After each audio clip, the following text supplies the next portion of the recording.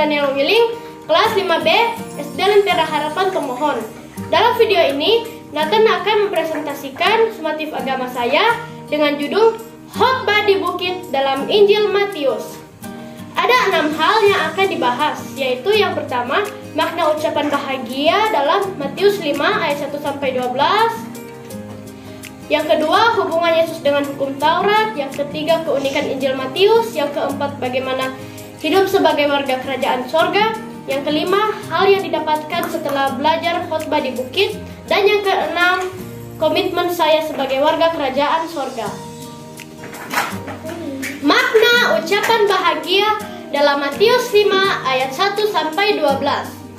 Setiap ayat memiliki makna. Contoh Matius 5 ayat 3. Berbahagialah orang yang miskin di hadapan Allah, karena merekalah yang mempunyai kerajaan sorga. Maknanya, kita harus memiliki sikap hati yang merasa tidak punya apa-apa, yang harus dibanggakan selain di dalam Tuhan. Begitu selanjutnya, ayat 4 sampai ayat 12. Kesimpulan dari ini adalah kita sadar hidup kita jauh dari standar Tuhan. Kita dibenarkan karena iman. Semua mampu kita lakukan bila bersama Tuhan, dan kita terus berharap pengampunan Tuhan. Hubungan Yesus dengan hukum Taurat. Ahli Taurat dan orang Farisi menganggap hukum Taurat perlu ditafsirkan detail. Mereka pintar mempelajarinya, tetapi tidak serius menaatinya. Padahal tidak ada satupun manusia yang sanggup menaati hukum Taurat dengan sempurna, tapi hanya Tuhan Yesus yang sanggup menggenapi hukum Taurat dengan menebus semua dosa manusia di kayu salib. Jadi, jika demikian, apa dong fungsi hukum Taurat?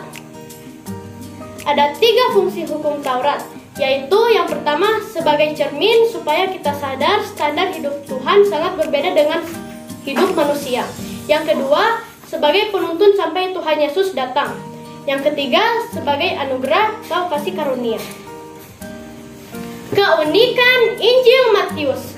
Ada 2 keunikan Injil Matius, yaitu yang pertama, di dalam Matius, Yesus sebagai Raja atas kerajaan sorga.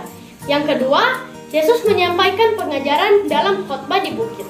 Nah, dari materi ini, hal yang didapatkan adalah agar kita lebih bersyukur dan bersukacita karena keselamatan yang diberikan oleh Yesus Kristus dan hidup untuk kemuliaan Allah. Jadi, bagaimana hidup sebagai warga kerajaan sorga?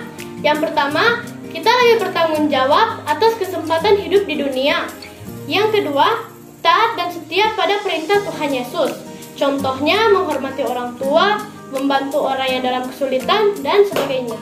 Maka dari itu, komitmen saya sebagai warga kerajaan sorga adalah saya akan tetap taat dan setia melakukan perintah Tuhan Yesus. Demikianlah presentasi dari Nathanael. Terima kasih sudah menonton. Bye. Tuhan Yesus memberkati. Sampai jumpa.